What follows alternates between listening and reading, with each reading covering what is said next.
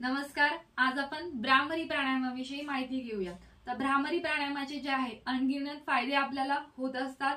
हे आपले सर्वात मोठा त्याचा फायदा जो असतो आपल्या मज्जा संस्थेवर आणि रक्त संचार संस्थेवर जास्तीत जास्त होत असतो. भ्रामरी प्राणायामामध्ये जे आपण भ्रमण सारखं गुंजन करत असतो त्याच्याने आपल्या मस्तिष्क मध्ये खूप सगळे कंपन होत असतात आणि तिथल्या ज्या आपल्या नर्व सेल्स असतात त्या तिथे ऍक्टिव्हेट होत असतात.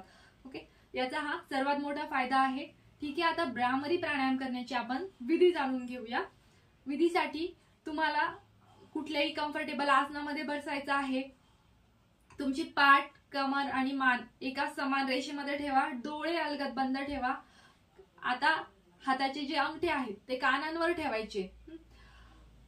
तर्जनी आणि मध्यमा डोळ्यांवर ठेवायची आहे. अनामिका नाकावर आणि कनिष्ठा तुमची ओठांजवळ ठेवायची आहे.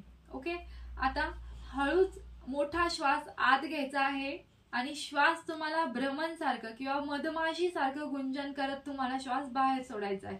सुरू करूया. श्वास आत घ्या.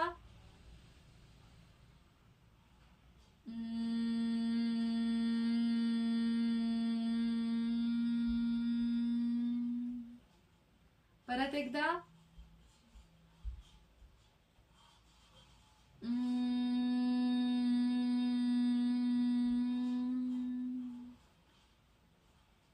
ह्या ज्या आहे आपण भ्रामरी प्राणायामाच्या 2 आवृत्त्या केल्या आहेत. याचप्रमाणे तुम्ही 15 ते 20 वेळा हा प्राणायाम दररोज केला तर 15 ते 20 दिवसांमध्येच तुम्हाला याचे विशेष फायदे जाणवतील. ओके.